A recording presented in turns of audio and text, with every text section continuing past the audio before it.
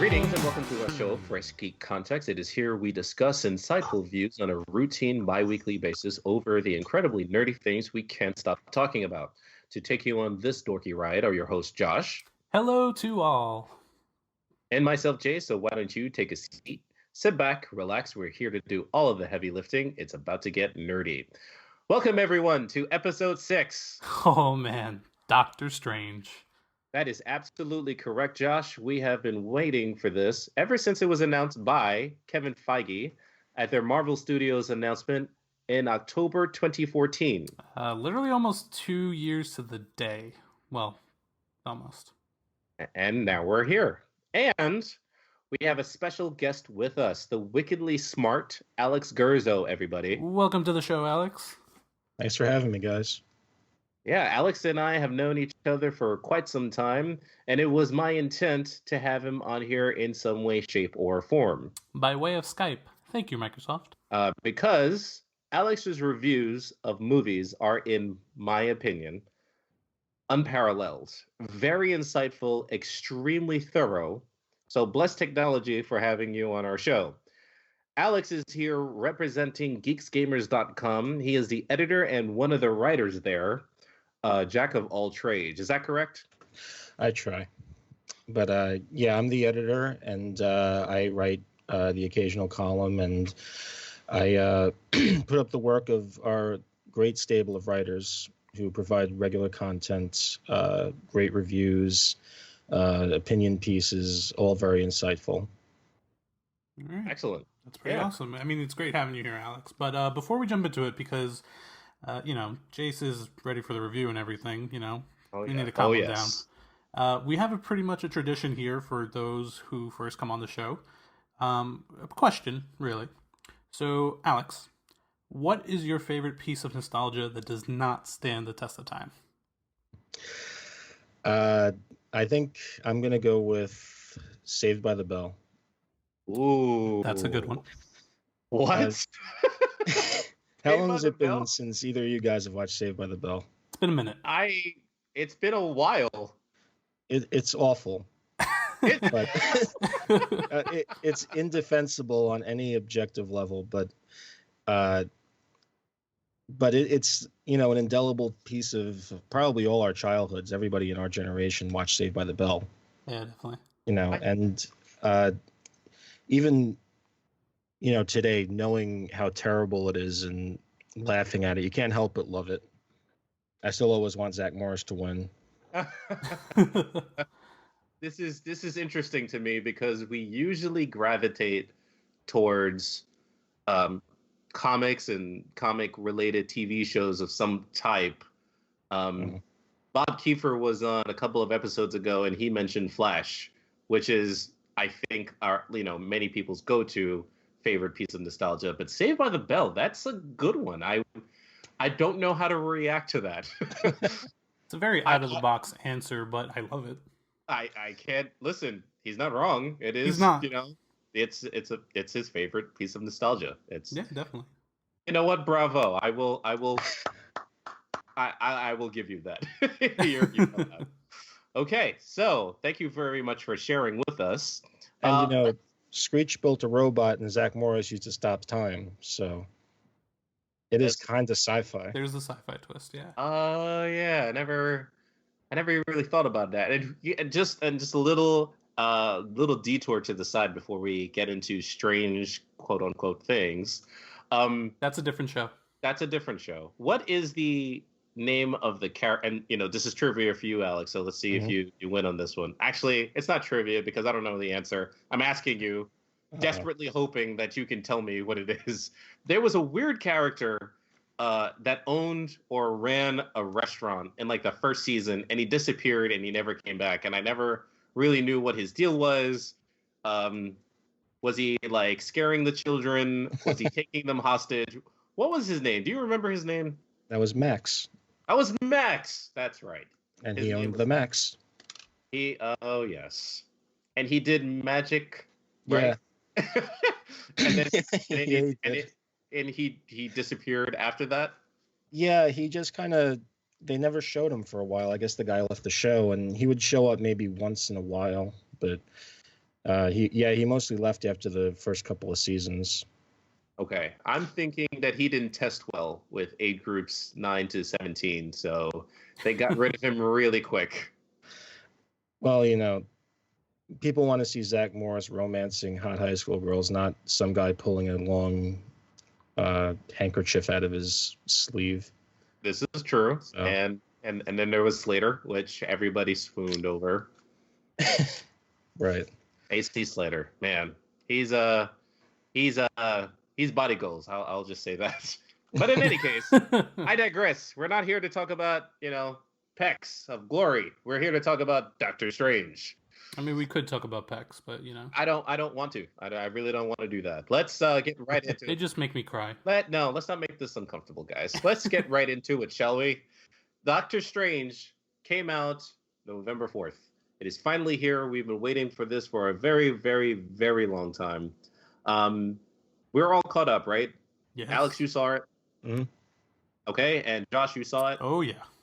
Okay, so there's the good, the bad, and as my favorite YouTuber, Andre, the Black Nerd, talks about it, the nerdy. I'm just going to call it the ugly, because I don't want any patent infringement here. We love you, though, Andre, just saying. We love you. We love you to death. But, I mean, I'm going to, Josh, no offense, but I'm going to be courteous to our guest. Alex, I would love to hear your thoughts because I've been dying to know where your mind is with this. Do share. Okay, I loved it. End quote. And we're done here. Have a good night, everybody. Okay, you loved it. You loved it unconditionally. You loved it because...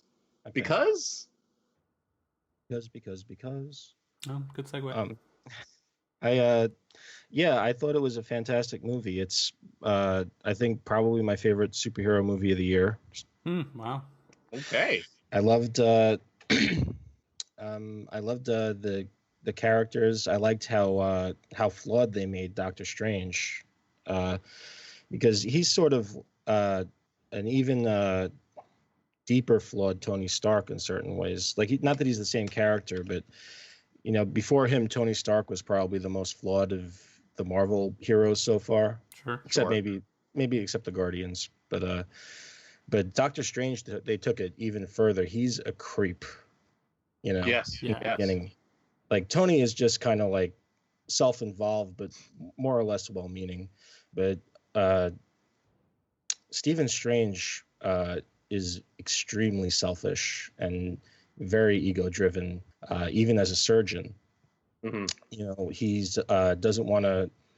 he doesn't help people if there's no acclaim in it for him. Excellent. Okay.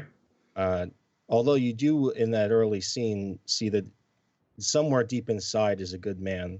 Mm-hmm. When he does end up helping that guy in the beginning that Rachel McAdams asks him. Oh, the guy with the bullet in the head?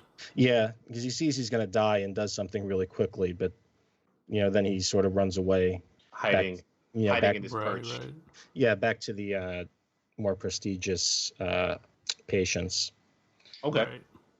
Right. So I appreciated that about it. They really kind of took it even farther than they had before in terms of making a flawed protagonist.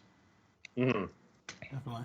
And they also set up the central conflict of the story, the greater good versus the immediate good, because Strange in the beginning pontificates about helping people in order to cure greater diseases and benefit mankind, and not wasting his time on some guy who's dying of a bullet wound. Sure.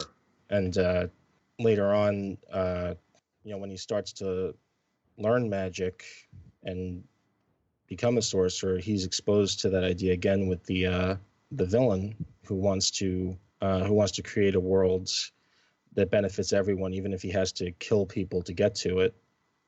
It's sort of taking that idea to a greater extreme. For sure. Interesting. I'm a little. No, I'm not a little. I'm very glad that I asked you to go first, because I feel as though that as you're explaining it to me, you're changing my perception of what I initially thought of the movie, and it's not just because Josh, I want you to go next because I'd like to get your thoughts on this movie as well. But I didn't hate the movie. Yeah, that's all. That's all I'm going to say. I know that it seems like I'm teasing you just a little bit, but there's a reason for why I'm saying it in that way. But if you don't mind, Alex, I'd like to ask Josh. Josh, what were your thoughts? Your initial impression of the movie? I just want to say I feel very teased by you right now, and I don't like it. I don't like. Hey. I'll tell you in a minute, but I want you to go first. I want you to share. I want you to let me know what you think. Sure, that's fair.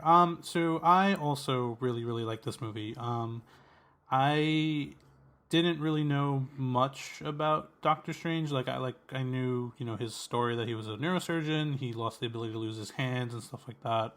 But other than that, Doctor Strange is really one of those characters that I wasn't really hugely like, oh, I'm going to go read a Doctor Strange comic today.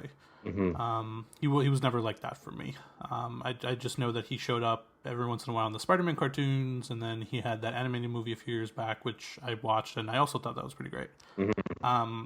Overall, the movie, I thought it was very well done. It was very cool way to introduce the audience into this mystical world that is Doctor Strange. It's visually one of the most stunning movies I've ever seen, honestly. Absolutely. The visuals in this movie are redonkulous. By the way, I love that word, by the way, redonkulous. Like, whenever somebody manages to use redonkulous in a sentence, I'm like, bravo, man, that not an easy thing to do. This movie makes me use it. Yeah, absolutely. Yeah, but continue. Go ahead. No, yeah. So, I mean, all the characters I thought they were very well cast. Benedict Cumberbatch as Strange. I thought he brought that arrogance, that egotistic side of Strange. I thought he brought that out very well. Rachel McAdams, while not much screen time, I thought she did a really good job with what she had. Whoops, sorry, Rachel. Tilda Swinton did amazing, and then Mads Mikkelsen, he did great with what he had. However, I kind of wish he was cast in like a different role, because I feel like the villain could have been just played by pretty much anybody, almost. As the per usual with Marvel movies nowadays. However, the story's not about the villain; it is about the hero, in this case, Strange. Turning into something more than what he is now. So it's his journey, it's his movie. Overall, I thought it was just really great. So I kind of figured that you would say that. So my impression of the movie is I liked it, but as for everyone who's listening, and for you two, that when I watch a movie, I kind of have to sit on it for 2 weeks, 3 weeks before I really let it soak in, and I'm just not used to reviewing a movie so quickly because it's still so fresh in my mind. And so if I'm watching a movie with friends, or if I'm watching it by myself and I'm anticipating the movie so animatedly, then I will typically look over glaring mistakes with gusto, because I just feel so amazing about the movie. So I try to calm myself down, because I have been doing that, I've noticed, with Marvel movies in general. And so when I watched it, I thought it wasn't good, it was great, right?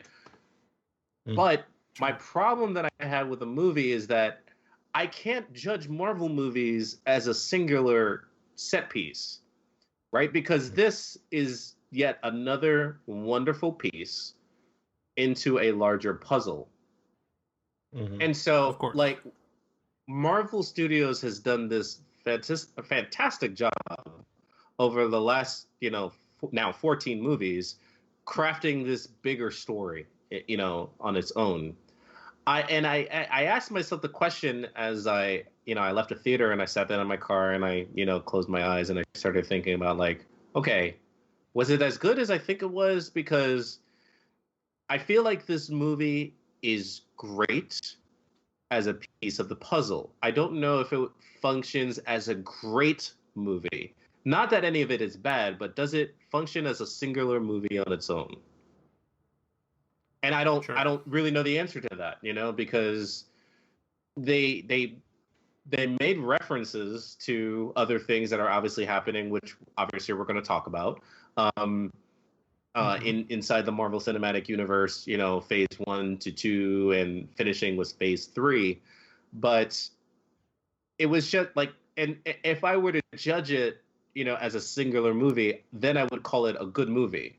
But if I were to call it, good in the grand scheme of things, it's impossible for me to do that. I can't give this, a B rating, like an average rating, simply because this movie doesn't, surpass my expectations for what I think a singular movie can do. Does that make sense? Am I going off on a tangent here? Like, I'm hoping I'm not losing you guys. Yeah. No, I understand, although I think I disagree with you. In what way? I think this movie does stand on its own. Like, as fully? A singular, yeah. Okay. I think it does.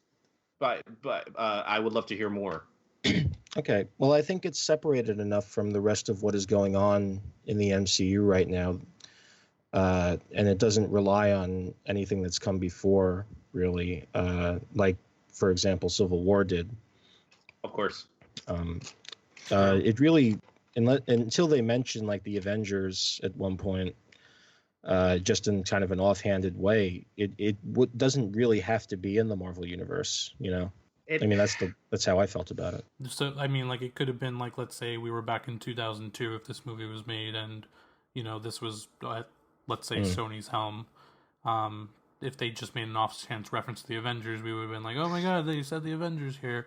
But like, it would stand on its own, like its own separate type of universe type thing almost. And right, okay. And Alex, you're not wrong by any means, but excuse me. As a geek, as a nerd, as a fan, is really the correct term that I should be using. I immerse myself in this so very deeply, and so I suppose I am a little apprehensive when watching these movies now. Not in a bad way, but it's just like I know so much about these movies. So when I go into watching Doctor Strange, I never thought for a moment that Doctor Strange was going to face any real danger. I knew that he wasn't going to die because I know that he's going to be appearing in one of the next movies leading up to the finale of phase 3. Mm-hmm. So, like, you know what I mean? So, like, if I know that going in, there are no stakes here. Like, I know he's going to face the villain, and either the villain is going to survive or the villain's going to die. But I know that Doctor Strange is going to be good.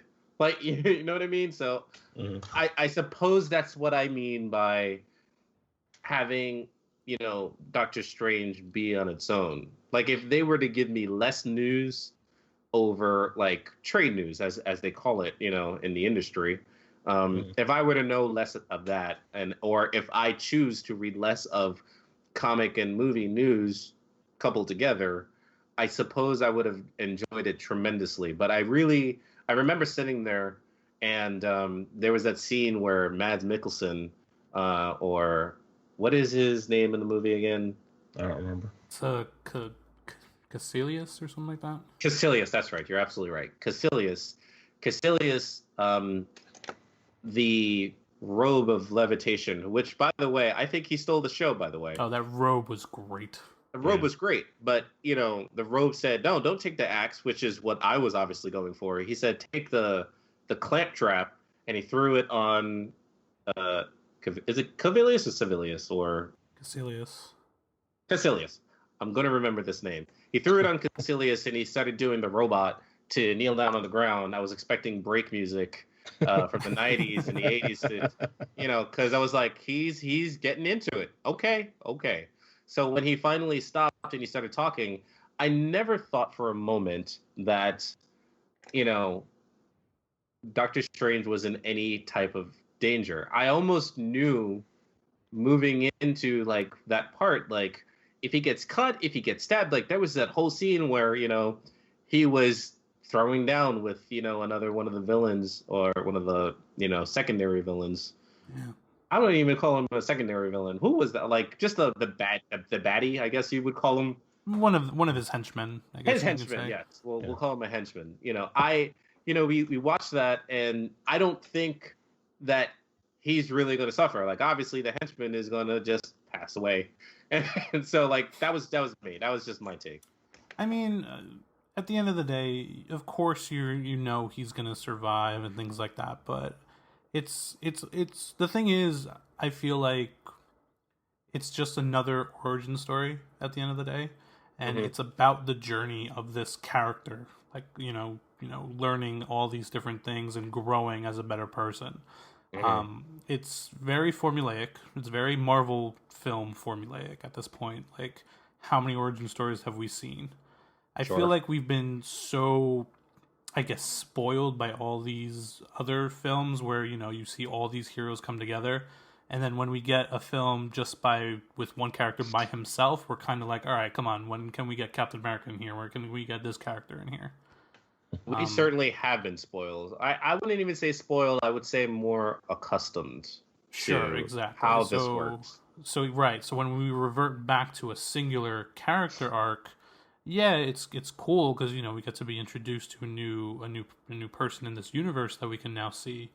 But at the same time, it's like, all right, I mean, come on, bring on everybody else in here too. Right. Mm-hmm. Alex, what would you say is your impression of the Marvel villains? Because I know sometimes we talk about this from time to time, and we always talk about the lackluster, let's throw in a bad guy so he can serve as a foil, so the good guy can obviously win. Right. What were your thoughts on Caecilius or Mads Mikkelsen? Well, he served the purpose thematically, because he represented that that potential dark path that Doctor Strange could have fallen into. But in and of himself, I mean, he's fine. Right. He's just kind of, like you say, there to be the bad guy to get defeated. And what they seem to be doing with this one is, throwing a guy like him into the origin story that can be, is no great shakes while building up other bigger villains for down the line, which we saw them do in this film. Sure. Like we know something better than him and more emotionally resonant for Doctor Strange is coming probably in the next one. And you're talking about Dormammu. No. Well, I mean Dormammu down the line as well. Of course. But are we in spoiler territory here? We're very spoiler territory. We're very spoiler. I guess it's too late to ask that question now. Hey, everyone, Dormammu's in this movie, in case you didn't know. Yeah. I was talking about Baron Mordo. Oh, okay. Yeah, let's talk about... I'm going to say this because I've been practicing all night for this. I want you to say it because I still can't say his name, and I feel so bad because I really, really like him as an actor. I looked up a YouTube video. No lie. I looked up a YouTube video and I saw it spelled out phonetically and I was like, I'm going to do this. It's game time. All right, do it. Go for it. Chiwetel Ejiofor. There we go. Okay. There we go. So just imagine like Chewbacca, Chewie, Chiwetel Ejiofor. He has a pretty badass name, just saying. He absolutely does. And I'm like, I'm saying his name like, okay, I said his name, and good night, everybody. I'm getting to a point.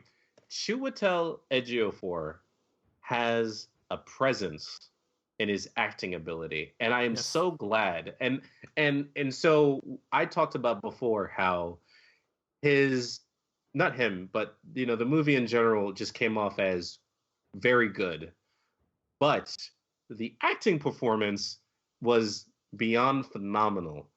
There's something about Chiwetel whenever he is on screen, his presence, his voice, everything about his performance is amazing. It is absolutely, he is on the same level to me as Idris Elba. Everything that Idris Elba says, I'm like, you can lead me into fire, dude. I'm down. I would agree with that. You know, I haven't seen it yet, but I know Idris Elba is in the Jungle Book as Shere Khan. Yes. And I'm like, I am so like I've been wanting to see that movie, but now it's on Netflix. In case you guys didn't know, Jungle Book is on Netflix, and I will be watching that later tonight. But in any case, I'm taking the spotlight away from Chiwetel. Chiwetel, if you're listening to this podcast, God bless you. I applaud that performance. He was on par with Benedict Cumberbatch. No, the two of them together when they were on screen were just perfect. Like the chemistry going off those two, it was great.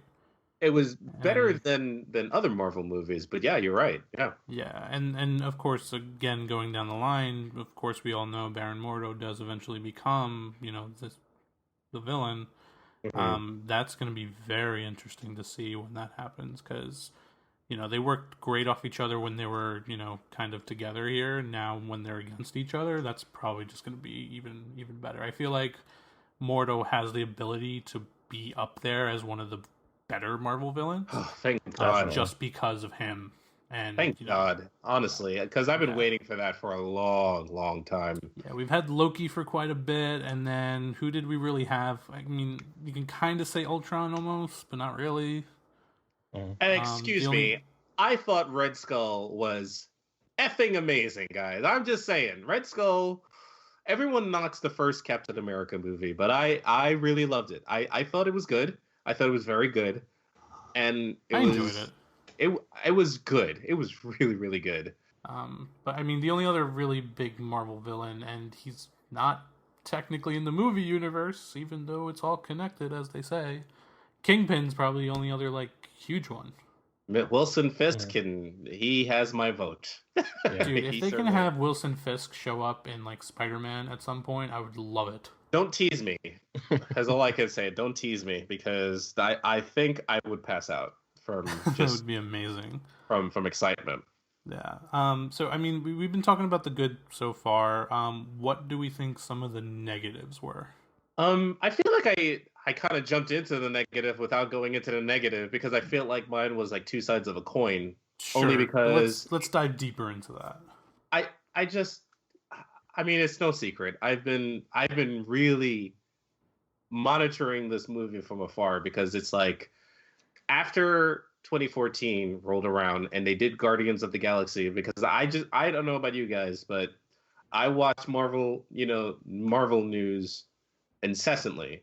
So when they had that big announcement and they said, and the next movie we're going to announce is Guardians of the Galaxy, I looked around and I said, did he just say what I think he said? Guardians of the Galaxy? You're going to make a movie about Guardians of the Galaxy? And then they started casting. The casting came out. And I thought this was hilarious. Chris Pratt, you're starring Chris Pratt, Dave Bautista, all of these guys that I would never have thought would have been good in a movie. But I watched that movie and it surpassed my expectations. And so after you make Guardians of the Galaxy, you can do whatever you want. And so Doctor Strange, I kind of came in and it's just I have to scale myself back, because every single time, a movie from Marvel that's coming out who features a new character, I'm like, oh, it's going to be good. But I know there's a chance that it might not be. So I was trying to temper my expectations for this movie while still being excited. So, but again, when I read Marvel news, I always know that, a movie character is going to be appearing in the next one. I know that Nick Fury didn't catch a bullet in some alleyway, from, Hydra, because he's going to be in the next movie. That's it.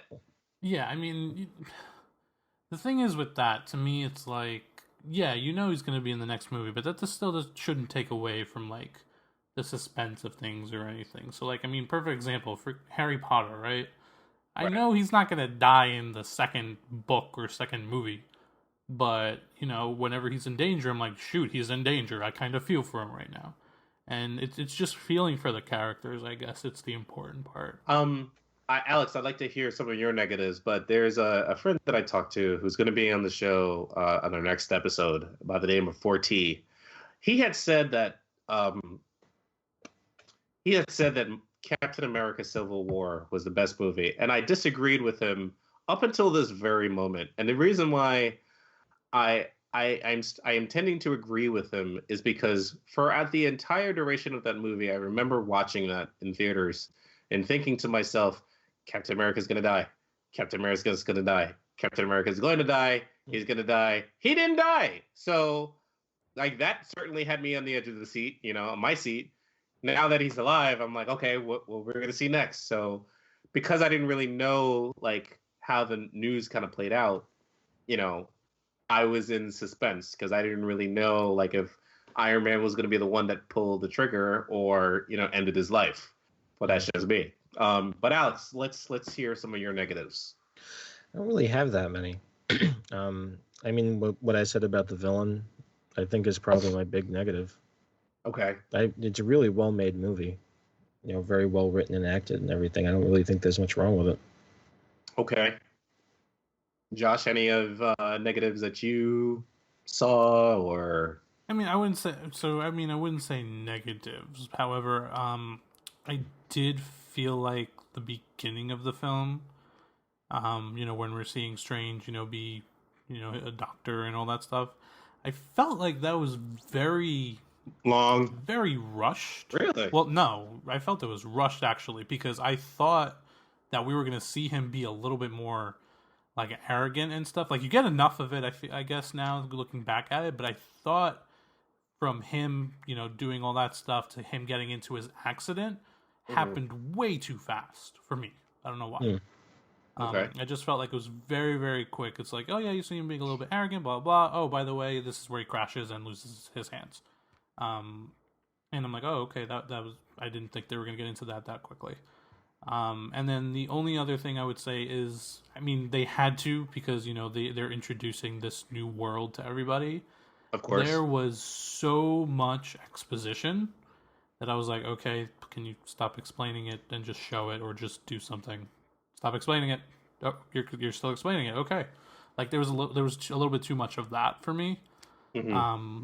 But I mean, those don't really like hamper the film, overall for me. But I just felt like there was a little bit too much of that, and then just the beginning was a little bit too quick. I don't know. Let me see because I kind of want to talk a little bit about Tilda Swinton's character, which is referred to as the Ancient One. Sure. I would love to hear everyone's take. For me, I mean, she did all that she could do. I don't know if she surpassed expectations or, disappointed me in any way. She was the Ancient One. She served her purpose. She acted well. She hit her lines, like everything. I don't know if I was disappointed. And the reason why I say disappointed for everyone that's listening out there is because there was a lot of negative, I don't even know what the right word to say it, but there was a lot of criticism. That's the word I'm looking for. Criticism against her character, and the term that they used was whitewashing. Yeah. And so whenever a character is changed, like Tilda Swinton's character, like Iron Man's villain, Ben Kingsley's character, and they did it again with Johnny Storm and the crap storm that was Fantastic Four and Four Stick. Whenever they make those changes, I don't necessarily knock it right off the gate because I don't understand their reasoning behind it.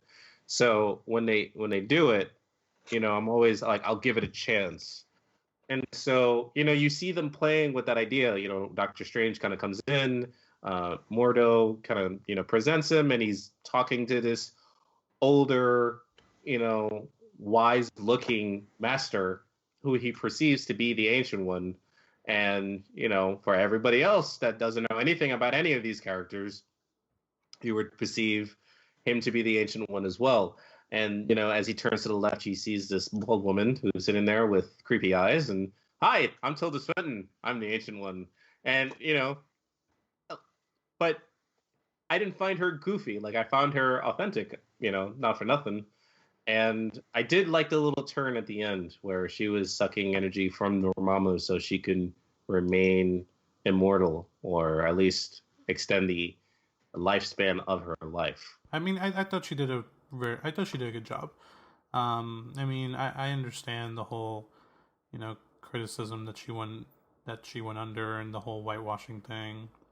But I mean, as long as the character's done well or written well, which I think they did a pretty good job with her, that's all that matters to me. I don't care who's playing it. Like, perfect example. You brought up Van Forstic with Johnny Storm and Michael B. Jordan. He was arguably the best part of that movie, even though that movie was horrible. Only part of that movie. Exactly. Like, Johnny Storm, he's probably my favorite Fantastic Four character.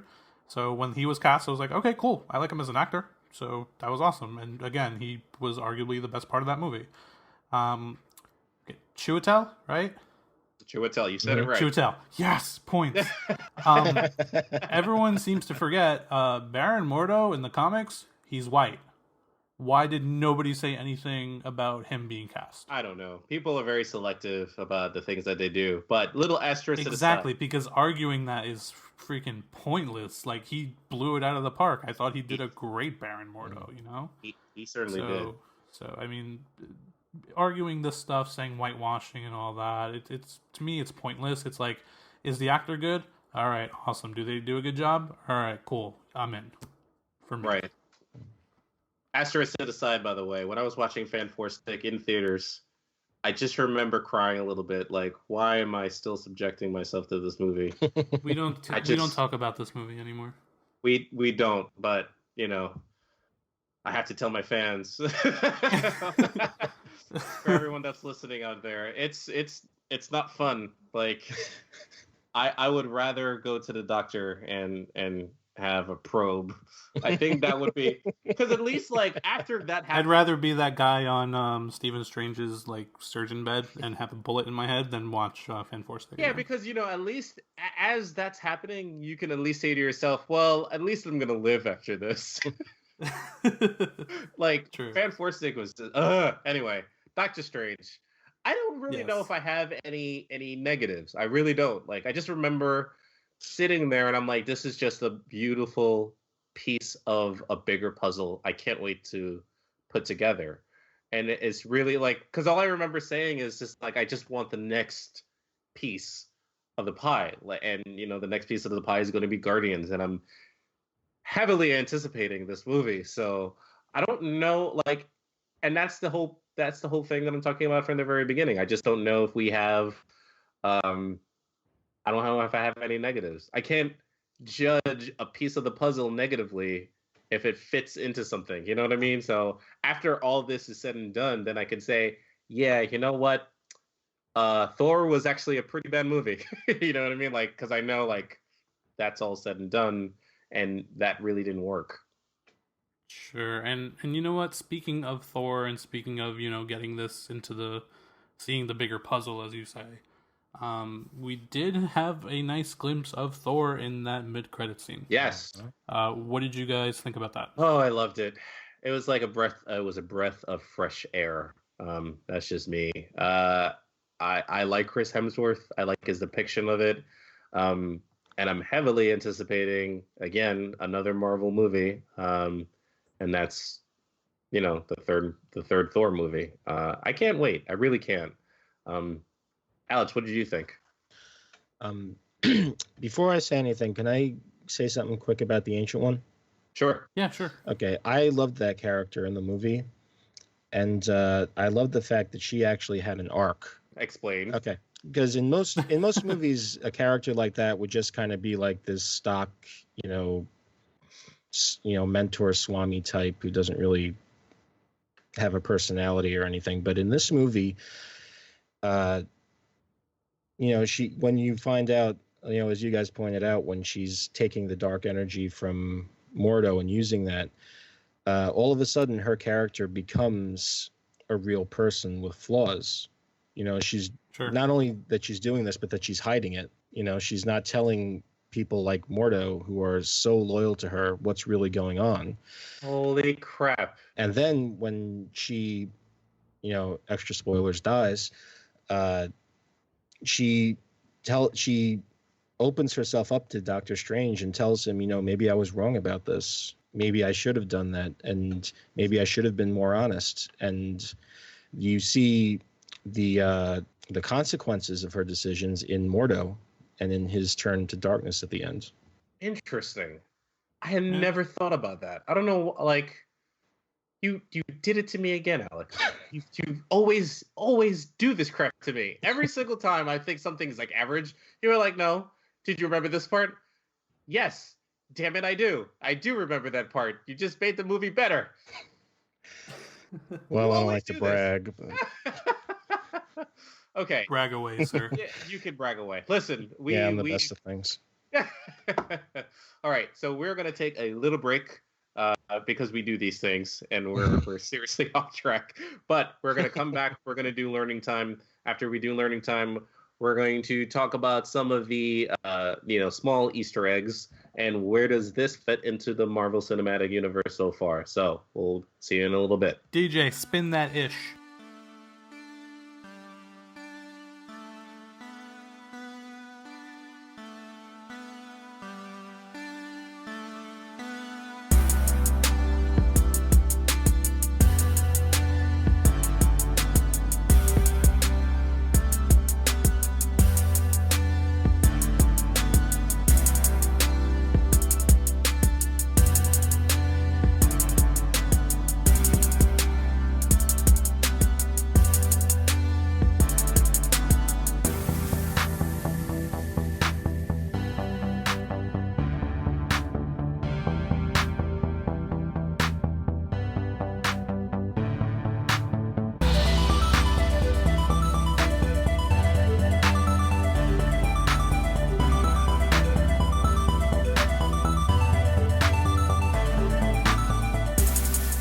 Welcome back to the FGC podcast. We are the guys that run the show. Myself, Jason, the perceptive Josh, in the special movie review of Doctor Strange with our guest by way of Skype, Alex Gurzo from geeksgamers.com. Hey, everybody. Let's talk about the MCU. Josh! What? Where are your manners? It's learning time.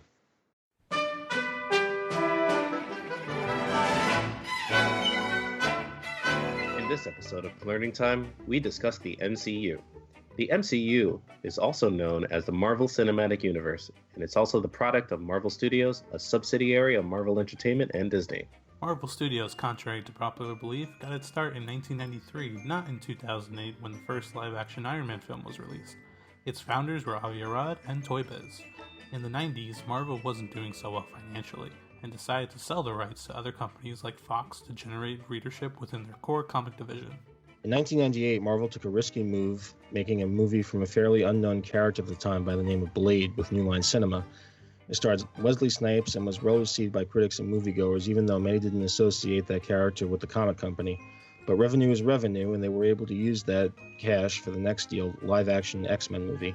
The next character to graduate to the big screen was Spider-Man, and he was purchased by Sony.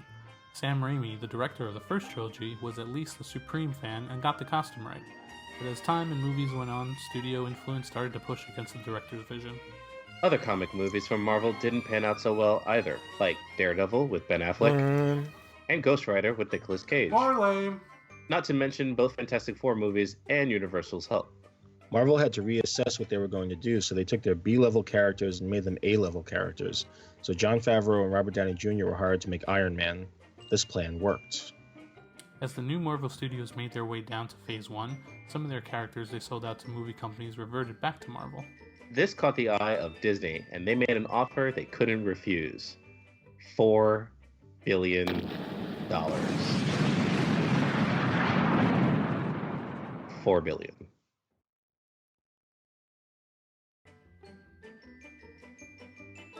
Marvel has set out to do what was last done successfully by Universal's monster movies and have their characters appear in each other's films, and eventually come together to form a super team known worldwide. The team is known only as the Avengers, and they went on to have one of the biggest box office records in recent history. In the meantime, Sony scrambled to make their Spider-Man franchise work with a new director and actor, but Sony fell under enormous pressure to act fast. They made a deal where they could share the movie rights and have the iconic characters show up in the larger Marvel Universe for the first time. An unprecedented move in Hollywood. Who would have thought two companies that make a ton of money could share something? 14 movies later, Marvel is making business partners very happy, and comic fans scream like little children. Here we are. Movie 14. Yeah, I disagree, though. What we're looking at is the most successful television series the world has ever seen. You realize that no other studio has ever been able to do what Marvel Studios is doing. I mean, it's definitely been done before, kind of. Yeah, I mean, we kind of said it in there with Universal's monster movies, right? Yes, but no, because money. Like they're just making so much money. It's like absurd how much money that they're making. It is pretty incredible. I mean, what the Avengers alone made $1 billion, and so did Civil War, right? Yes, they're making lots of money. They're making lots of money. They're just making like absurd amount of money, and they're when you look at Universal and you look at now, there are literally more movie theaters now than there were then. Movies are much more accessible, so by distribution alone, I know that they're shipping more movies then. Universal Studios certainly had the model, but I don't think that they were able to do what Disney is doing now.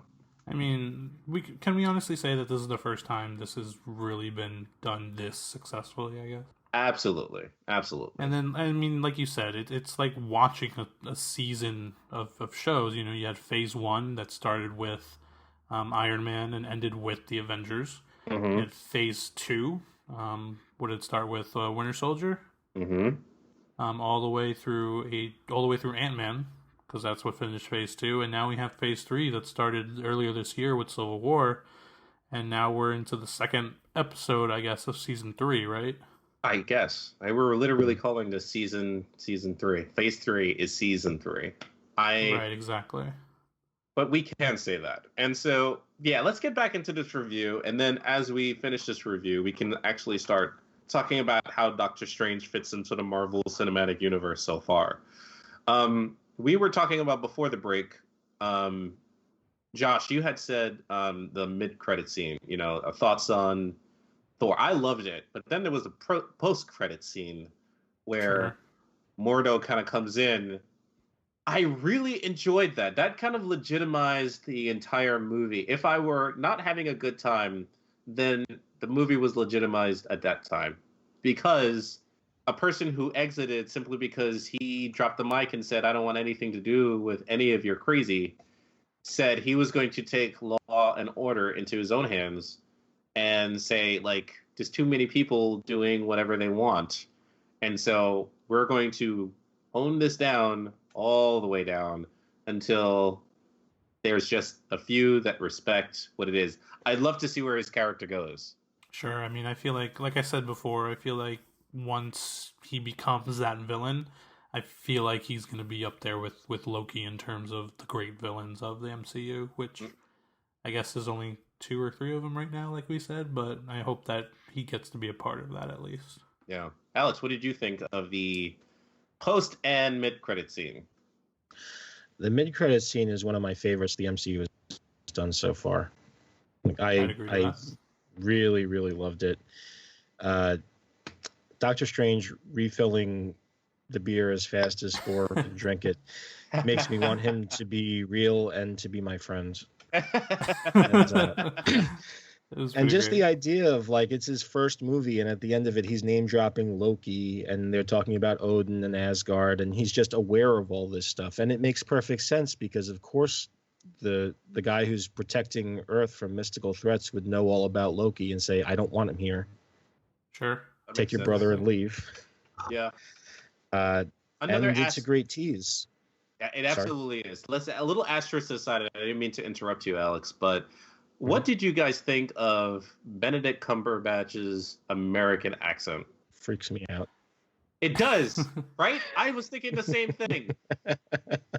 And the only reason why I say that, because, Civil War happened and Tom Holland, who was, like every, nerd child's like crush. Like, Tom Holland is Peter Parker. I think he's like owning that role now. But there were times, and it was a little not frustrating, but it was like, it's like you can hear that little like squeak in your car because you've been driving it for so long, and you're like, yeah, I hear it, and you're like, I don't know what the guy's talking about. Like his accent was like showing, like his accent was clearly like, hey Cap, was like, oh, just a little British boy, like it was very like obvious, but Benedict Cumberbatch, he nailed it like all the way through, like to the very last scene of his movie. I was like, is this man from the United Kingdom? Because he doesn't sound like it. It took a little getting used to, because I'm used to watching him in like Sherlock and all that stuff. So sure. Hearing him do an American accent was a little bit like, okay. Because I remember hearing him in the very first teaser that came out. It was a very, very small sample of his voice, of course, but I remember hearing that and I was like, I don't know how I feel about this. Yeah. But after seeing the movie, I'm like, all right, I can dig his American accent. Yes. Yeah. I can dig it. I can totally dig it. Yeah. It's man, this Alex, I want to thank you for your review. Because you always do this to me. You either reaffirm what I'm thinking, and if I'm thinking something negatively, you usually flip it positively. Unless you're talking about the Phil Coulson show, then it all goes down to hell. Yeah. Still won't let Agents of S.H.I.E.L.D. go, will you? It's the Phil Coulson show. Get it right. You have to admit, this season's been pretty great. Not to go on an Agents of S.H.I.E.L.D. tangent. We're not going to go into an Agents of S.H.I.E.L.D. tantrum because it doesn't deserve this time that we have right now with Doctor Strange. Yes, but I'm just saying Ghost Rider's been pretty badass in this show, so just saying. Yes, so much that he deserves his own show. Yes, I agree. And that's all I will have to say about that. But I would say, and on all jokes aside, I would say that this is, I don't know how they do it. Like, and again, you guys can disagree with me, but I can't even say now that Marvel is copying a formula, because every movie has been very different. And so, like, I'm excited to see what the next Guardians of the Galaxy movie is going to look like, because I know that it's not going to be Guardians of the Galaxy. They're going to take it to another level, and they're going to have a new style, or they're going to tell a new story. They're not going to retell everything that happened in the first movie. And the same thing happened for Iron Man and Iron Man 2 and Iron Man 3. And the same thing happened for Thor and Thor 2. Like, I cannot wait to see Spider-Man happen. I cannot wait, because I want to see Marvel's take on a high school teenage comedy drama. I want to see it. I am so flipping excited. I cannot wait. Yeah, I mean, this universe is just getting started, I feel like we've had, of course, it's been out for what I think this is its 8th year? Is it? It started at 2008, so yeah, I would say. Yeah. Yeah, so this is its 8th year, but I feel like it's just now kind of starting to go like, all right, this universe is a lot bigger than we initially thought. Kind of just like, how Nick Fury said at the very first post-credit scene in Iron Man 1, he's like, you just become a part of a bigger universe, you just don't know it yet. I feel like we're now with Doctor Strange and opening up to the mystic side, kind of like Guardians did a little bit. We're being opened up to something huge, and we're finally going to see the culmination of this entire cinematic universe with Infinity War. And I feel like that movie is just going to like destroy my brain because I won't be able to handle it. Right. There was a part of me that, like, the really, really nerdy side of me wanted Doctor Strange to be flying through, like, the cosmos and, the different realms and the different universes. And then you see a little bit of, like, Ant-Man just, like, flying through, and he's trying to find his way back into, like, I was expecting to see that, but I was like, that would have been really cool, yeah. That would have been reaching too much. Like, that's too much nerd. That's, like, nerd overdrive. Like, get that out of there, But, Yeah. Now I'm now in a place where I am really enjoying the movie. Now I don't know about you guys because I do need to take it out of Marvel just for like a microsecond, and a microsecond usually means 15 minutes on the show. But in any case, I want to know, like, did you guys see it in 2D? Did you see it in 3D? Did you see it in IMAX 3D? Did you? So I saw it in 2D. However, I don't say this about many movies, but after watching it in 2D, I really, really want to go back and see it in IMAX 3D for all those visuals, the visual effects in that movie.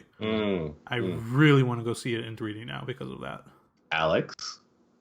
I saw it in 2D as well. I don't care for 3D, so. But does this movie change your mind? If anything were to work in 3D, it would probably be this movie. Because the visuals are so crazy, when he's like astrally projecting himself and, he's going to all these different dimensions and stuff like that. The scene with Dormammu. It probably would look cool. Right. In 3D.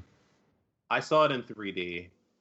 And I immediately regretted my decision because I wish I just put my money all in and just saw it in IMAX. So now I have to go spend money again, which is not like, oh man, I got to spend more money to see an amazing movie. Oh, come on.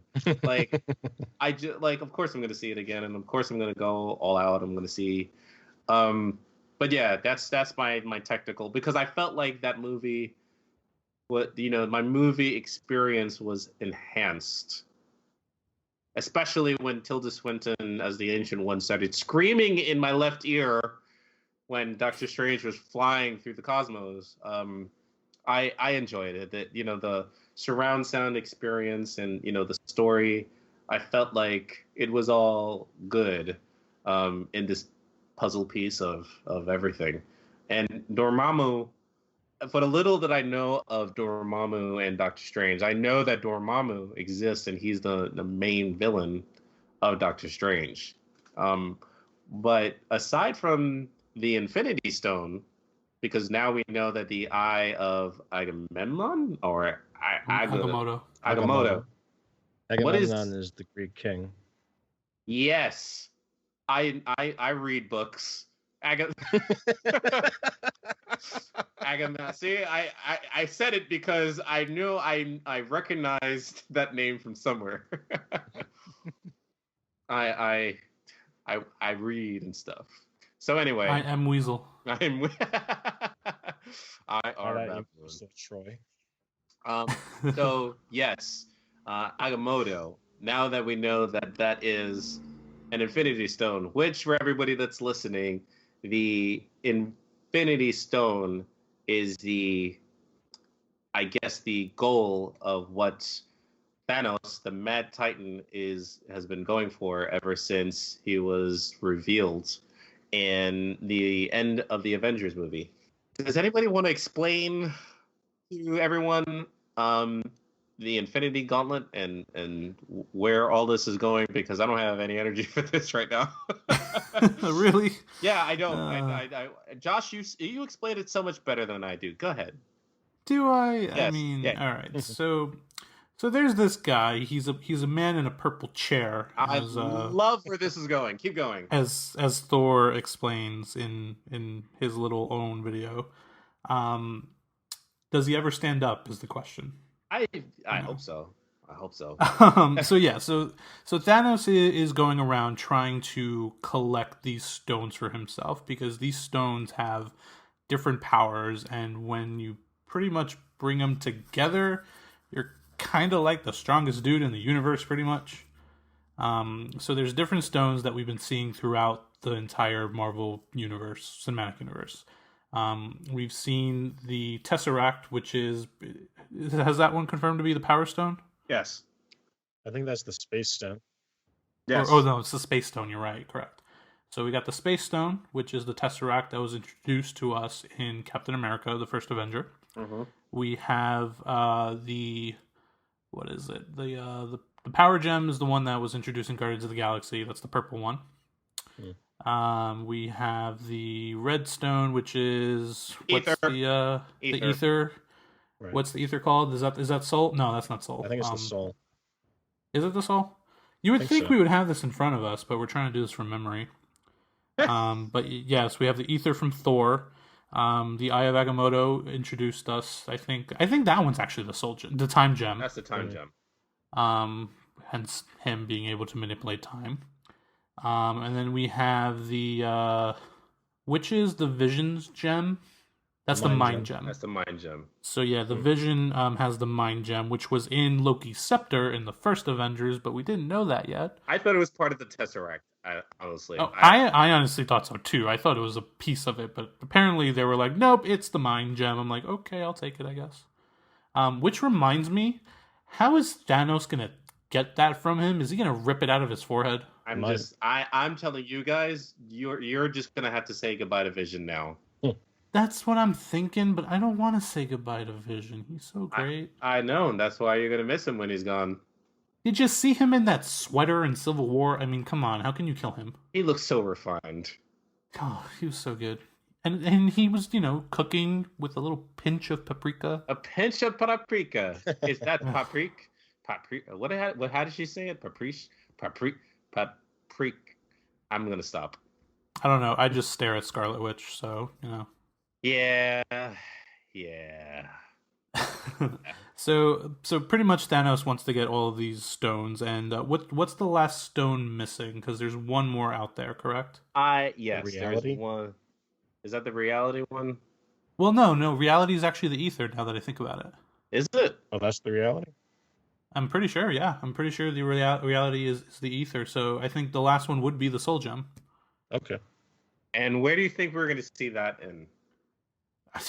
I'm probably putting my money on either Guardians. If not Guardians, definitely Ragnarok. I don't think they're going to do anything in Guardians. I think Guardians is going to be its own story. Because they hadn't mentioned... And see, this is why I ruin sometimes these movies for my own self. Because I can't help myself. I'm an addict. I'm a geek. And... Hello, my name is Jace. Hello, my name is Jace. And I'm a fanatic. But yeah, they didn't mention that I don't think that they're making mention of anything. I think they're just like making their own movie. Now, Thor, on the other hand, in my personal opinion, I don't think Thor movies are bad movies, but Thor is the worst out of all the good movies. Really, you think that's worse than Incredible Hulk? I don't consider Incredible Hulk to be part of the Marvel Cinematic Universe. I know it's part of it. Mr. Robert Downey Jr. made a cameo in it. It is canon to the Marvel Cinematic Universe. And that was the best part of that movie. And Thunderbolt Ross showed up in Civil War. And that says everything. And it was the second best part. But the movie was still... Nah. Doesn't matter, it's canon. You know what? More asterisks to the side. I kind of wish that they mentioned Hulk in Luke Cage. Did you guys see Luke Cage yet? I still haven't finished it. You still haven't? Alex, you've watched it? Mm-hmm. Okay. We're going to pretend that Josh isn't here right now. What did you think of Luke Cage? Wow. Just whatever you do, don't mention the last 3 episodes and I'm good. Okay. No, just I just want to know what you think of it. No review. I just want to know what you think. Yeah, I liked it a lot. I thought it was I don't know if it's my very favorite of the Netflix shows, but it's pretty close to Daredevil for me. Oh, yes. I liked it a lot. Yeah, eventually when Josh decides to watch all of it, I'd love to talk about it. But when you don't have me slaving away editing podcasts, then I'll watch it. Hey, you wanted this. But yes, I really enjoyed the movie, and I really like to see exactly where all of this is heading. Because now we have 3 more movies that are coming up. In 2017, and that's going to be really interesting because that's new territory for Marvel Studios. Which, by the way, what did you guys think of the new Marvel logo? We completely neglected that. We did. Right. Sorry, I thought that was great. I thought it was great too. I was just like, ooh, all of these characters, all of these memories for the last 8 years. I love Marvel. Marvel loves me. I can't wait to see you next year. I don't even know what that little segue was. I don't know what were you trying to go for Barney? I mean... No. But, I mean, whatever. I loved it. I liked... Whenever, like, Apple does this, right? Apple changes things, and I'm just like, why are you changing my life? Stop ruining everything. And the first Marvel Studios logo was very simple. It was a red background. It was very much like the classic Marvel logo that is still being used on the X-Men movies, which I don't know why they're still making. But in any case, we're not going down that tangent again. We're not going down that tangent again. Yes, I'm going to stay true to what the subject material is for this episode. What I'm trying to say is they changed it for, I want to say, and you can tell me if I'm wrong, Thor. They changed it for Thor first. Dark World. They changed it for Thor Dark World. Yes. I want to say yes. And then they changed it again for Doctor Strange. And so my initial reaction is, I don't like this. And then 30 milliseconds later, it was, I really enjoy this. That's pretty much what happened to me. Like, it started coming up. I'm like, oh, this is different. Oh, this is very different. Yeah. I don't know what to feel, but I like it.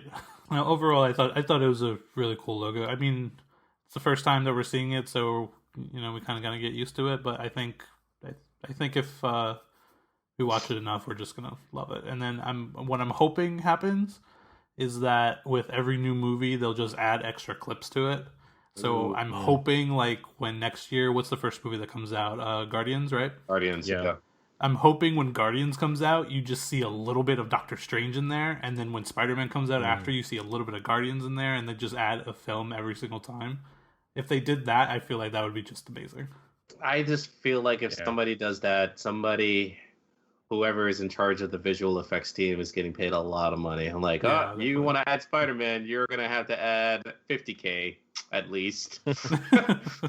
Like, you could just make these wild and, egregious claims, and, Disney's like, just pay the man. Sure. Although, I will say, though, real quick, before we continue, I will miss the comics in the logo, though. Like, they moved on to the actual live action versions, obviously. Oh yeah. But I am gonna miss the comic in the logo. I agree. Yeah. This was the perfect movie for them to start that with too, because Doctor Strange is so different than all the other movies, and it's opening up this new dimension of the MCU, and so to open it up with those images, sort of saying, like, look how far we've come. Yeah. Right. Exactly. Yep. I agree. When they announced Marvel Studios was going to be making Iron Man, when I first saw the Iron Man movie, and it occurred to me, like, okay, it's going to be a movie studio that's going to make movies. And I'm like, well, of course they're going to make comic book movies. But did you ever wonder if, like, Marvel Studios would ever make something like that's not comic related? No. Yeah. Okay, so let me volley for sir. Let me volley another question. Wise guys, I want to know, like, do you ever think that they're going to make a movie character that's original, that has nothing to do with the comic? Huh? What, like Marvel makes just a new character altogether? Yes. I could see that happening down the line, I don't see why they couldn't do that. I mean, introducing a brand new character for the cinematic universe only. I'm sure if it's successful enough, it'll make its way into its own comic. Not only, because, I mean, they've already done it with Phil Coulson. I can't believe I keep talking about this guy. That is, yeah, you're right. I mean, Phil Coulson technically does fit that bill. He was a character specifically for Iron Man, and then he just grew because everyone liked him. He's now in the comics too, I believe. He is now in the comics, but I want to this time I like a real superhero. I just, Phil Coulson is a superhero to me. I can't. I don't want to talk about this right now. I don't want to do it. Anyway, Tahiti's a wonderful place. Don't you bring up that garbage. Don't do it. Just don't do it. I'm just saying it's from the mind of Joss Whedon, so you're obligated to like it. Listen. I can call Joss Whedon out on some ish. Okay. Do you want to do that though? It's Joss Whedon. I'm allowed to criticize. I'm allowed to criticize. Joss, I love you, even though Jace doesn't. Why do you do this to to me. I love Joss Whedon. And we were talking, hey, listen, you love Joss Whedon. You didn't see a Cabin in the Woods, did you? Did you? Did you? I didn't think so. I apologize for doing that, Joss. I like Joss Whedon. And everybody knocked Age of Ultron like a lot. Like almost I felt like it was embellished in some unnecessary ways and how bad that movie was. I felt like the movie was good. I really liked Ultron. I wanted more, but I felt like I was getting this disconnect over a story that wanted to be told. And here are some other things that we have to entice you for next year. And I'm like, sure, what is happening? I don't get it. But James Spader can do no wrong. I don't care what anybody says. James Spader, his voice. I'm thoroughly convinced that James Spader got the role because of Blacklist. Because probably. Yeah, because if you no, well, yeah. So I was watching the Blacklist, and it's like I love James Spader. I love him from like Stargate. Now I'm really showing my my nerd. But when you watch, has anybody seen The Office here? No. UK Office or American Office? American Office. Okay, yes. Okay. So you know that James Spader played a boss in like one season. Yeah. Mm-hmm. He goes off into this tirade. Like somebody asks him a question, like Phyllis asks him a question, and he gets up and he starts like lecturing. And I'm sitting there and I'm like, oh my God, this guy has an amazing voice. He should do like villainous movies. And it was like 6 months later, 6 months, Marvel made the announcement that James Spader was going to play Ultron. And I was like, ooh, this is going to be good. And it was. So that's... Yeah, I feel like Age of Ultron gets a bad rap, but it's still a good movie. I mean, I will just pop it on and watch it whenever. I mean, I don't think it's as good as the Avengers, just because you're not going to have that same feeling that you did when you finally saw all these characters in one movie. But I mean, it's still pretty awesome. So I don't know why people hate on it so much. Nothing will ever top that movie for me. Yeah. I think Age of Ultron was a victim of bad marketing. Ooh. Because Do explain. Well, they advertised a different movie than Age of Ultron turned out to be. They advertised it as being like super dark, the Avengers were going to be completely torn apart and all this stuff. And it wasn't really that movie. But I think that's what people went in expecting. It's what I went in expecting. Mm-hmm. And so when they got something else, I think it just kind of was jarring. Interesting.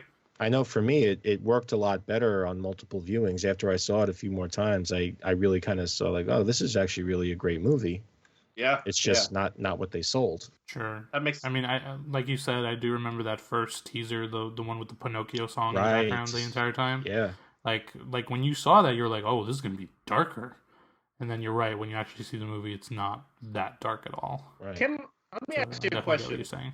Because there was a lot of controversy, and I hate talking about controversy because it's like people can read news and have an opinion about it, but like people are sometimes like reluctant to talk about it. But there was a lot of controversy about Black Widow and how she was portrayed in that movie. What do you remember this at all, Alex or Josh? Yeah. Okay. I remember, but yeah. Okay. What were your thoughts on it? Because I didn't feel like... It felt normal to me when I watched it. I didn't feel like, anything seemed wrong. I mean, same here. I mean, I didn't see anything weird about it at all. You're talking about the line where she says we're both monsters?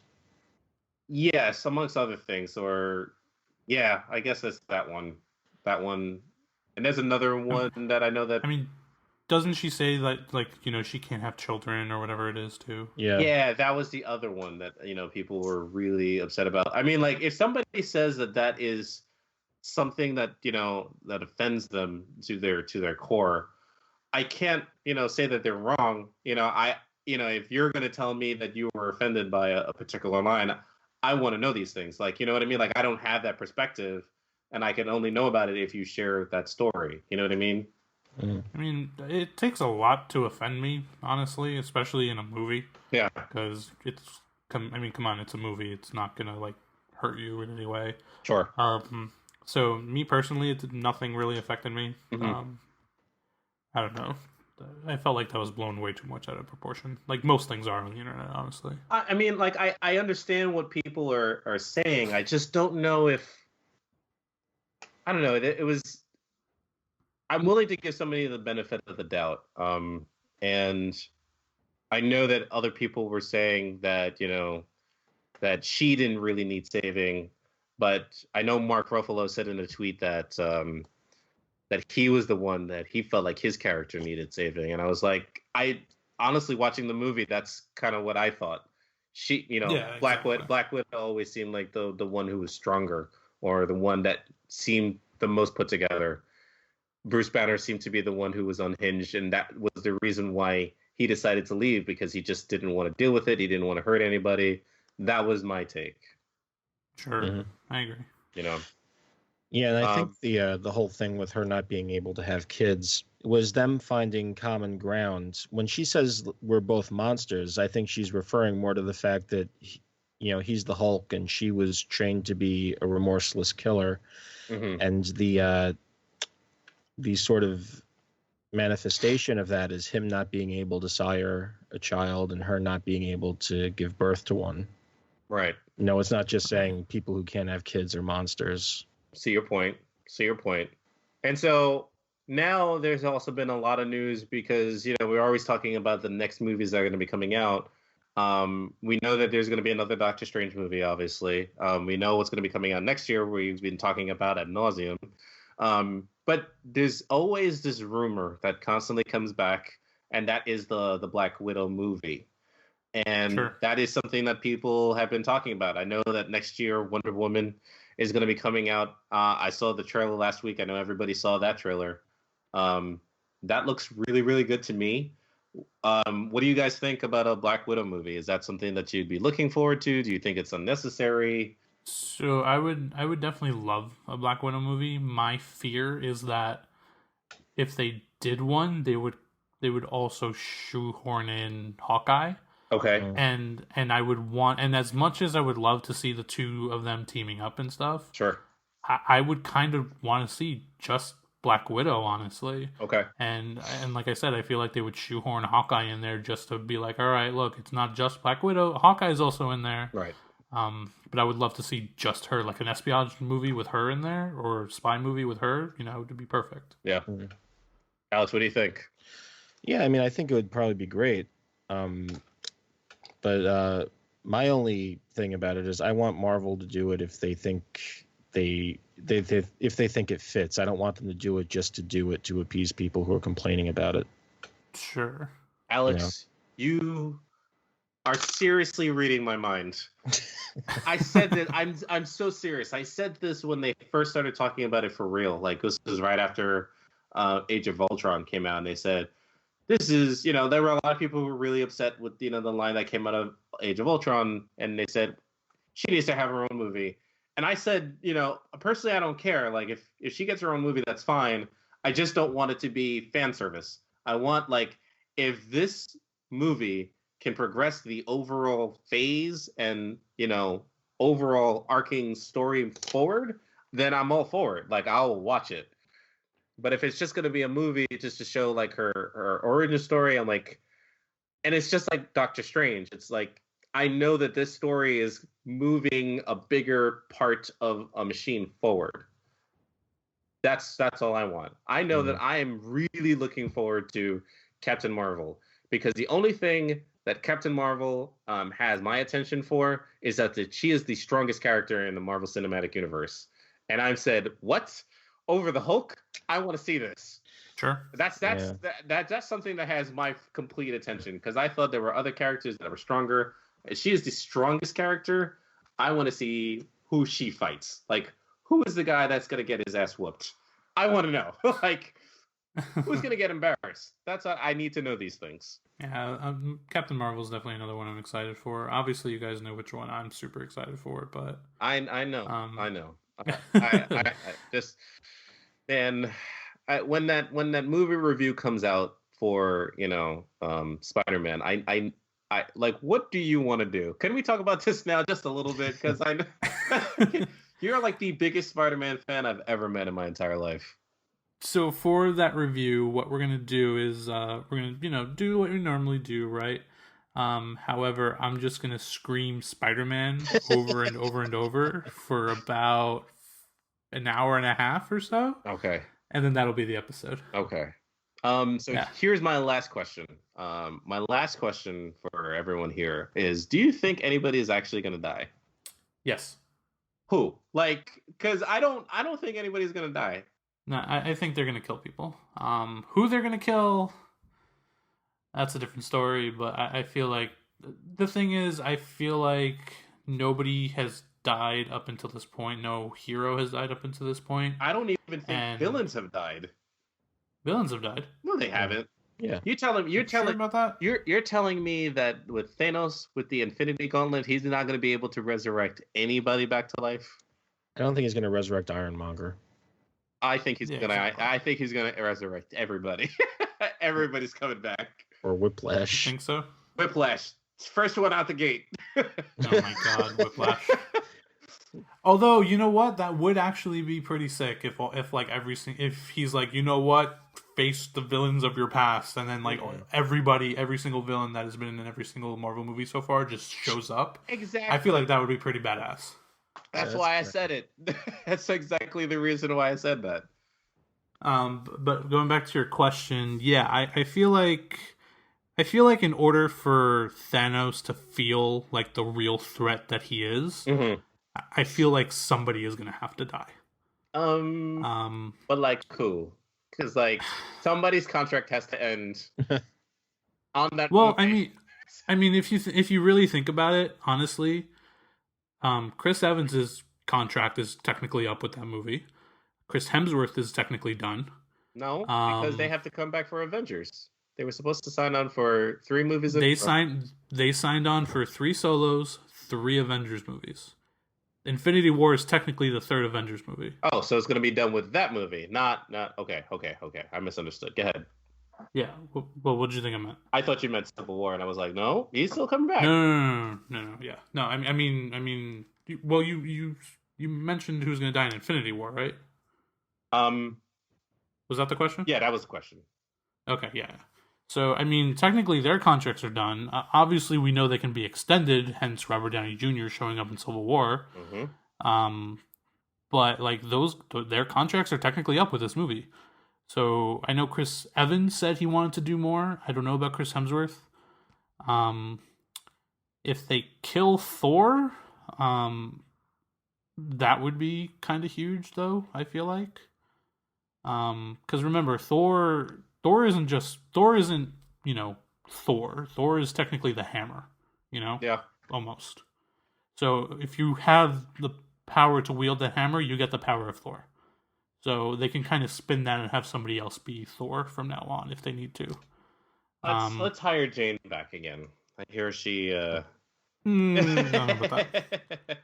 But you know what? Honestly, that would be a good time to introduce Beta Ray Bill if you wanted to, right? He could come on. I don't know how that's gonna work on the screen.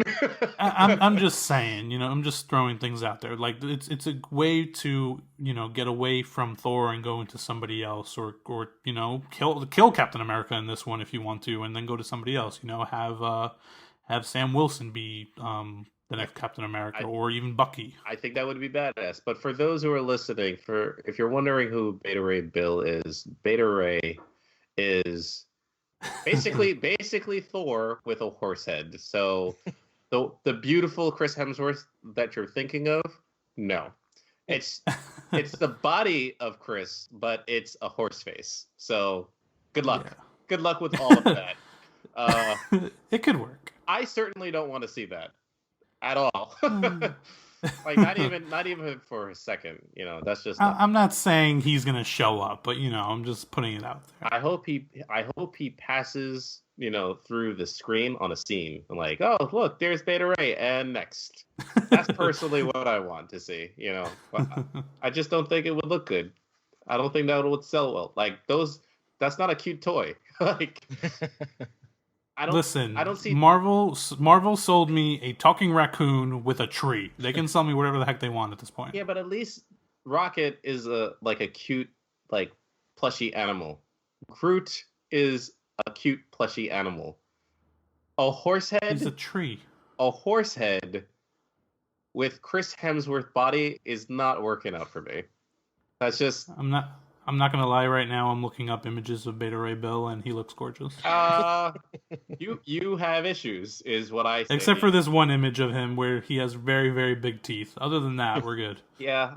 For those who are listening, you can check in the description for this podcast, and you will see Beta Ray, and it's not pretty. It's just they have Beta Ray toys, and it doesn't look that bad. Still no. Alex, thoughts on who's gonna die? I think somebody probably will, but I don't know who it will be. That's the question. Who's it gonna be? I could see it being Bucky. Really? Really? I could see him kind of sacrificing himself, to make up for the Winter Soldier and all his crimes. Well, that makes sense, yeah. And then, Tony can be like, "Oh, he actually sacrificed himself. Let's go kill Thanos." What would be great is him doing that and then Tony saving him. Oh, that would be pretty cool. That would actually be cathartic. That would actually be really cool. Yeah. That would be nice. Alex, this is why I have you on these things. This is precisely the reason why I have you on these things. I don't know.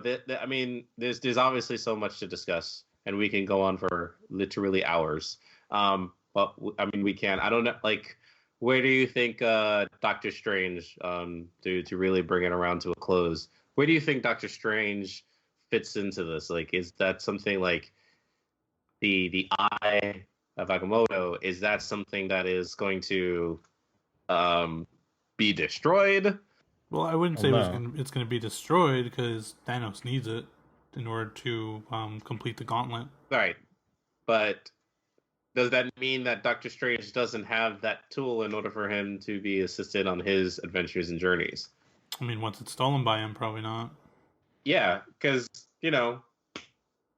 I'm just thinking about Vision. Like, Vision, his days are numbered. It doesn't look good for Vision right now. Oh, you know what? There we go. We can say that Vision's gonna die. Vision, yeah, but that's almost like a given. Like, oh yeah, and Vision, like, of course he dies. Sure. I mean, I don't know. Like, Doc Strange has just been introduced with that little mid-credit scene. I'm hoping that he shows up in Ragnarok. Like, I'm hoping that's kind of what they did, like, with Ant-Man. Remember, they took a scene literally out of Civil War and made that the mid-credit scene? Oh, yeah. I'm hoping that this scene is literally ripped from Ragnarok. And that'd be pretty cool to see.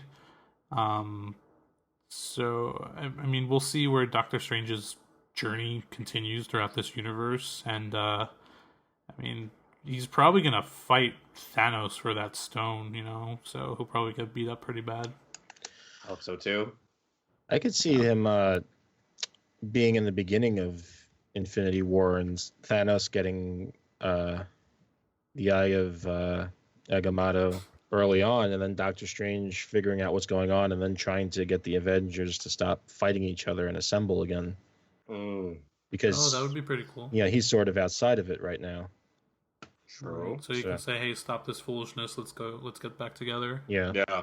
And I'm wondering, at what point does, like, the Star-Lord just kind of swoop in and say, "Hey guys, you got my mixtape?" Like, this is Earth. Like, they don't have cassettes anymore. They have iPods. Yeah. Shell shock for Chris Pratt. Poor Chris Pratt. It's gonna come together, and it's like I'm anxious to see the next movie, and that's really something that I yearn for the most. Is like, there's so many questions, and it's like we don't have enough time. Last question before we go, because we must bring this to a ceremonious close. Worst movie in the Marvel Cinematic Universe so far, and Hulk does not count. Josh, go. Worst one in the universe so far. Worst one. They're all so good. I In my list, I would probably... It's a toss-up between... No, you know what? Screw it. It's Thor 2 for me. Ooh, okay. Thor 2 is my least one. Okay. Thor 2. Yeah. Not Thor 1. Not Thor 1, Thor 2. Okay. Alex? Iron Man 2. Whoa. I was not expecting it. That's what I was going to fight for in the beginning. I was going to say either Iron Man 2 or Thor 2, but I went with Thor 2. Oh, now I have to choose between those two? I mean, damn. Okay. Well, did you have your own movie? No. Say yours. No, because it's... Iron Man 2 is pretty bad, but Thor 2 is just like, it's the movie I watched the least. Let's put it that way. Sure. Sure. I'm going to have to say Thor 2. Okay. Yeah. Because it's like, I don't remember, because I watched all of those movies like repeatedly. I don't remember the last time I put on Thor 2. It's not bad. It's just not something I ever want to watch again. It's just like, I mean, I watch all of them no matter what. Like, you know me, every single time a new movie comes out, I try to watch every single one that came before it. Like with Age of Ultron, I watched every single Marvel movie before Age of Ultron. Same thing with Civil War before it came out. I didn't do it for Doctor Strange. Yeah. You're crazy. I can't even do that. I mean, the thing is, I just, being a fan growing up and stuff like that, I just love the fact that I can go and watch these movies in live action and see, these guys, like, for real. It's not a cartoon. It's not on a page on a book. Yeah. It's them living and breathing. And whenever I watch them, it's just so much fun, It's like you're watching a cartoon, but not really, I agree. Mm-hmm. I just, Thor, the Dark World, I don't remember what happened. I know that there were elves. I know that there's the Ether, which turned out to be an Infinity Stone, and Jane got sick, and Thor's mom died, and there was a big fake out, and Loki survived. Happily ever after, Loki is Odin. That's my summary. That's the gist of the movie. Yeah, but I don't really remember anything else. Oh, and Portals. I mean, you literally just described the whole movie, so you're good. Yeah, that's... And maybe I'll watch it again, maybe tonight after all of this. But I think that's all we have for this episode. So thanks so much for tuning in, guys. I'll tell you what, if you like what we had to say, you can follow us on Twitter. I am at Jace Rocklin. And Josh? I am at JCA90. You can also find us at FGC Podcast or email us at freshgeekcontext@gmail.com. And Alex? And I'm at Alex Gurzo on Twitter. The website is geeksgamers.com and can be found on Facebook at geeksgamers.com and on Twitter at geeksgamerscom. Okay, that's enough pimping for you. You can also visit our website at freshgeekcontext.com for past episodes. Lastly, if you could, please hit that subscribe button for us on iTunes. It goes a long way. For us to know that you're listening, you can go to the podcast section or the podcast app on your iPhone or iPad and share with your friends so they can be Fresh Geeks too. Everyone, Alex, I want to personally thank you for appearing on our show. It means a lot to us to have your review, and we look forward to having you on very, very soon. Thank you. It was my pleasure. Absolutely. All right, guys. Have a good night. With great power comes great responsibility. You're so dorky. You're so dorky.